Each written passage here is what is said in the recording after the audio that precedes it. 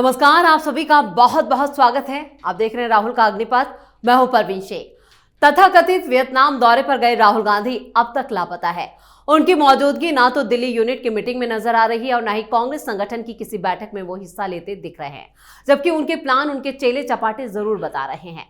इस बीच social media पर केवेंट्स के साथ उनकी मुलाकात का एक वीडियो जरूर सामने आया, जो काफी वक्त पहले शूट किया लगता है, जिसे बाद में एक्स पर साझा किया गया।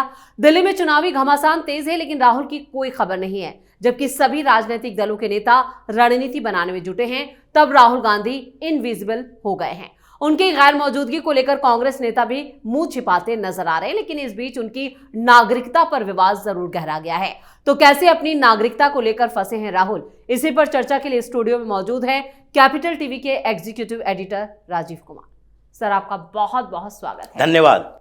चुनाव सिर पर हैं, तारीखों का ऐलान हो चुका है। सभी जितने भी पार्टियों के नेता हैं वो रणनीति बना रहे हैं कि कैसे एक दूसरे को घेरा जाए, लेकिन राहुल गांधी अब तक लापता। और इस बीच नागरिकता को लेकर जो विवाद गहरा रहा है, क्या उससे राहुल गांधी की और मुश्किलें बढ़ेंगी? देखिए, राहुल गांधी और मुश्किल ये दोनों साथ साथ चलता है, लेकिन उन्हीं मुश्किलों के साथ राहुल गांधी आगे बढ़ते रहते हैं। वो इंतजार कर रहे हैं कि ये मुश्किलें इतनी बड़ी हो जाए, उसके बाद उनको हिंदुस्तान की राजनीति छोड़ना पड़ जाए। वो अपनी ये जो बार बार कहते हैं कि हम तपस्वी बन चुके हैं, तपस्या वाली जिंदगी जीने के लिए हिंदुस्तान से बाहर कोई ऐसा समुद्र के किनारे कोई बढ़िया सा हट्स ले लेंगे। पैसे की कमी है नहीं। स्थितियां ऐसी हो चुकी है राहुल गांधी के लिए। कांग्रेस के अंदर कोई बोलेगा नहीं, जो बोलता है वो बाहर का रास्ता उसको दिखा दिया जाता है। इसलिए वो लोग बोल रहे हैं जो कांग्रेस से पूरी तरह से जुड़े हुए नहीं हैं, लेकिन वो लोग भी बोल रहे हैं जो कांग्रेस के अंदर हैं और उनको राहुल गांधी की टीम में शामिल नहीं किया गया है। ये बातें चल रही है। भाई, भारतीय जनता पार्टी की ताबड़तोड़ मीटिंग चल रही है। यूनिट जो भारतीय जनता पार्टी की दिल्ली की है वो भी अपनी मीटिंग कर रही है और संगठन को लेकर अलग अलग तैयारियां चल रही है। हर रोज विरोध प्रदर्शन भी भारतीय जनता पार्टी की तरफ से किया जा रहा है केजरीवाल के अगेंस्ट। राहुल गांधी ने कांग्रेस को एक रास्ता दिखाया था दिल्ली के अंदर कि भाई न्याय यात्रा के बाद हम भी जुड़ेंगे अंतिम फेज में न्याय यात्रा के, और उसके बाद हम यहां पर कम से कम केजरीवाल के खिलाफ ही अपनी रणनीति बनाएंगे। इस बार संभावना बहुत ही कम है कि दोनों में गठबंधन हो जाए, क्योंकि विधानसभा चुनाव की स्थिति अलग होती है। अब अरविंद केजरीवाल जो 62 सीटें पिछले चुनाव में जीत चुके हैं, वो अपनी जीती हुई सीटों का सैक्रिफाइस नहीं कर सकते थे। ऐसा नहीं है कि संभावनाएं नहीं थी, लेकिन संभावना होती कैसे? ये अरविंद केजरीवाल कह रहे थे कि 5 से 6 सीट कांग्रेस ले ले, क्योंकि एक भी सीट इसके पास नहीं है। पिछले लगातार जो 2015, 2020 दो लोक विधानसभा चुनाव में एक भी सीट नहीं मिली है, तो 5-6 सीट बहुत है।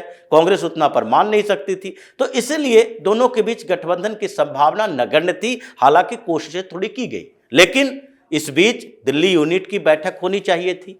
देवेंद्र यादव इंतजार कर रहे हैं कि हमें हरी झंडी मिले कि हम अपनी बैठक में रणनीति बनाएं। रणनीति भी बनाना जरूरी है, क्योंकि रणनीति ऐसी नहीं होनी चाहिए जो राहुल गांधी की टीम को पसंद ना आ जाए।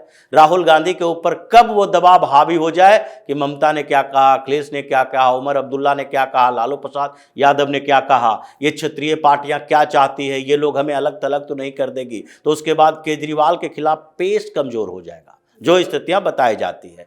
तो राहुल गांधी अभी है नहीं, तो शीर्ष नेतृत्व की बैठक नहीं हो रही है। जैसे भारतीय जनता पार्टी के देखिए, सेंट्रल इलेक्शन कमेटी की बैठक हो रही है, सीईसी की बैठक भारतीय जनता पार्टी की, अमित शाह की अलग बैठक, जेपी नड्डा अलग बैठक ले रहे हैं। पीएम मोदी की तैयारी चल रही है कि दिल्ली के कार्यकर्ताओं से डायरेक्ट मुलाकात कर बातचीत की जाए या वीडियो कॉन्फ्रेंसिंग से सारे कार्यकर्ताओं तक पीएम मोदी की बात पहुंचाई जाए। उनकी चर्चा हो रही है कि आगे बूथ लेवल पर कैसे मैनेजमेंट किया जा सकता है। अभी तो टिकट को लेकर भी फाइनल करना है, लेकिन बैठकें चल रही है, रणनीति बन रही है। लेकिन कांग्रेस की क्यों नहीं बन रही? क्योंकि राहुल गांधी लापता है।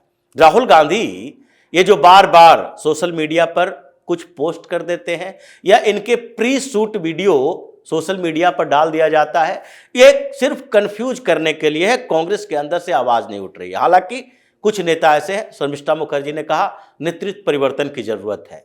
कुछ और नेताओं ने इनडायरेक्टली कहा कि नेतृत्व परिवर्तन की जरूरत है, ना हो तो गांधी परिवार में ही दूसरी नेता है प्रियंका वाड्रा, उन्हीं को ले आइए। अभी प्रियंका वाड्रा यहां है। देखिए 15 तारीख को ऑफिस चेंज करने की बात हो रही है, दिल्ली कार्यालय 9 कोटला रोड में जा रहा है, और 15 तारीख को सोनिया गांधी उसका उद्घाटन करने वाली है, जो बताया जा रहा है। इस बीच प्रियंका वाड्रा 2 दिन पहले रात में 6:30-7 बजे के करीब पुराने ऑफिस में गई। वहां पर सन्नाटा पसरा हुआ था, सारी स्थितियां देखी कि कौन कौन सा इंपॉर्टेंट सामान जाना है, क्या क्या व्यवस्था करनी है। लेकिन राहुल गांधी का कोई खबर नहीं है। वो भी जा सकते थे पुराने दफ्तर में, एक बार जाकर मुलाकात कर सकते थे, है ही नहीं तो फिर मुलाकात कैसे करेंगे। प्रियंका वाड्रा नए ऑफिस में भी गई, वहां देखरेख की। इसके बाद जेपीसी की मीटिंग में भी आई। लेकिन इस बीच अगर राहुल गांधी यहीं होते, लापता नहीं रहते, तो क्या एक भी ऐसी मीटिंग की एक्टिविटी की जानकारी मीडिया के अंदर नहीं आती? यानी राहुल गांधी लापता हैं, और इसीलिए कांग्रेस के अंदर विद्रोह चल रहा है कि ऐन मौके पर हरियाणा और जम्मू कश्मीर के चुनाव था, उस मौके पर भी राहुल गांधी अचानक गायब हुए, 4 दिन के लिए बोल कर गए और 14 दिन में वापस आए। उसी तरीके से दिल्ली में चुनाव की तैयारी जोर शोर से चल रही है। राहुल गांधी ये 3-4 दिन के लिए गए थे विश्राम करने के लिए, अब तक वापस नहीं आए हैं, तो ये सवाल तो उठेगा। कांग्रेस के अंदर भी सवाल उठ रहा है, और बाहर में लीगली जो कोर्ट में चल रहा है जी, नागरिकता को लेकर जो उनका, बिल्कुल ये नागरिकता ही नहीं है, कई जगह पर जैसे इतने सारे मानहानि के केसेस उनके ऊपर है। वे 2 दिन पहले रायबरेली में सुनवाई हुई कोर्ट में, और बरेली की कोर्ट ने एक आदेश पारित किया एमपी एमएलए कोर्ट में कि राहुल गांधी को उपस्थित होना है। 17 जनवरी की तारीख निर्धारित की गई है। क्यों? क्योंकि ये जो कोटे को लेकर इन्होंने मुसलमानों की बात कर दी थी, मुसलमानों ने ही, कोई अंसारी है, उन्होंने पिटीशन दायर किया था कि मुसलमानों को इन्होंने हर्ट किया है, समाज में विद्वेष पैदा किया है, जो टिप्पणी मुसलमानों को लेकर इन्होंने की है। तो उस मामले को छोड़ दीजिए, संघ के मामले में, गौरी लंकेश हत्याकांड में जो संघ का नाम लिया था उस पर भी समन है, फिर उनको जुर्माना भी लग चुका है उसके ऊपर। तो ये सारे केसेस चल रहे हैं, और उसमें सबसे बड़ा मामला जो है वो नागरिकता पर है, जिसकी सुनवाई एक के बाद एक इलाहाबाद हाई कोर्ट में और उसके बाद अभी दिल्ली हाई कोर्ट में हुई। लेकिन इसमें सुनवाई के बीच एक नया मामला अभी सामने आया है, और विघ्नेश शिशिर ने एक याचिका के ऊपर ही अपनी बात रखी है इलाहाबाद हाई कोर्ट में, और उन्होंने कहा कि सुब्रमण्यम स्वामी की जो याचिका है वो अलग है, मेरी याचिका अलग है। सुब्रमण्यम स्वामी के सबूत अलग है, मेरे सबूत अलग है। मेरे लेटेस्ट सबूत जो हैं उसी में उन्होंने जानकारी दी कोर्ट के अंदर कि हम सिर्फ कोर्ट में नहीं आए हैं, हमने सीबीआई को सारे दस्तावेज सौंपे हैं, जिसमें एक बीडी शर्मा हैं जिनके आरटीआई का जिक्र भी किया गया, जो ब्रिटिश गवर्नमेंट को इन्होंने आरटीआई किया था, और मेल के थ्रू उनको जानकारी मिली थी कि बैकअप लिमिटेड में जो राहुल गांधी का शेयर था, और जो रिटर्न इन्होंने दाखिल किया था उस रिटर्न में इन्होंने ब्रिटिश सिटीजन जो लिखा था वो सही है।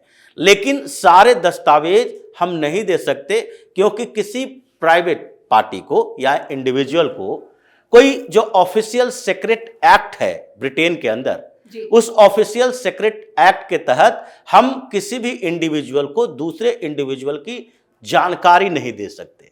तो इसीलिए वो बात तो मान ली गई कि ब्रिटिश सिटीजन उन्होंने जो लिखा था वो दस्तावेज सही है, वो गलत नहीं है, यानी कि राहुल गांधी ने खुद लिखा था। दूसरी बात, उन्होंने यही जानकारी दी विघ्नेश शिशिर ने कि सीबीआई को हमने ये सारे दस्तावेज सौंपे हैं, और सीबीआई ने कहा कि हमारा इन्वेस्टिगेशन चल रहा है। जो सीबीआई इंक्वायरी की बात कर रहे थे, कि उन्होंने कहा कि सीबीआई की तरफ से हमें कहा गया है कि प्राइमरी इन्वेस्टिगेशन हम कर रहे हैं, इसमें जो केस रजिस्टर्ड करना है तो उससे पहले प्राइमरीली हमें यह सेटिस्फाई होना पड़ेगा कि ये इनके ऊपर जो चार्जेस लगे हैं उसमें इन्वेस्टिगेशन की जरूरत है। यानी कि एक तरह से देखा जाए तो सीबीआई की इंक्वायरी इस मामले में चालू हो चुकी है, और आगे मार्च में डेट दिया गया है इलाहाबाद हाई कोर्ट से। सरकार को नोटिस जारी की गई है दिल्ली हाई कोर्ट से, और सरकार ने कहा कि ये मामला है। अभी तक गृह मंत्रालय की तरफ से यह नहीं कहा गया है कि ब्रिटिश नागरिकता का मामला ही नहीं है, राहुल गांधी के ऊपर ऐसे चार्जेज ही बेवजह के हैं, ये चार्जेज जांच के योग्य नहीं है, ऐसी बात नहीं कही गई है। ये कही गई कि समय चाहिए, क्योंकि ये हमारे देश के अंदर का मामला नहीं है जिसमें हम सामान्य तरीके से कुछ समय में निपटा दें।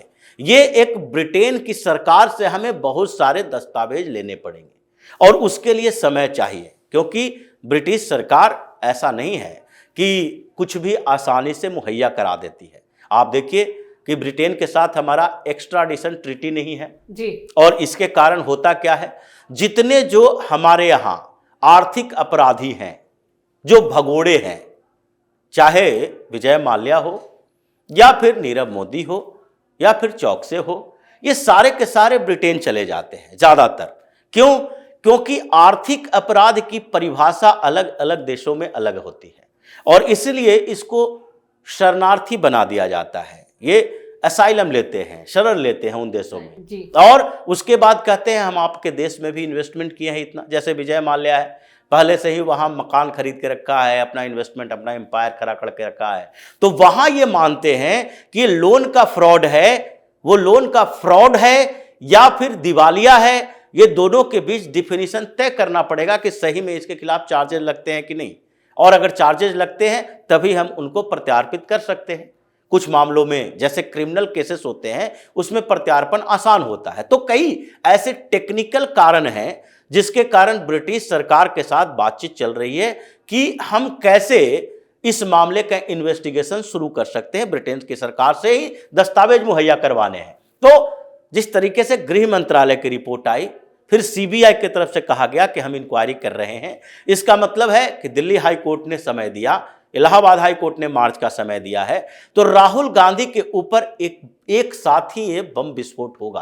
क्योंकि छोटे मोटे जितने मानहानि के मामले हैं उसमें तो मान सकते हैं, सुप्रीम कोर्ट तक के जाते हैं। जैसे मोदी सरनेम के मामले में 2 साल की सजा सस्पेंड करवा के आ गए और अभी वो चल ही रहा है।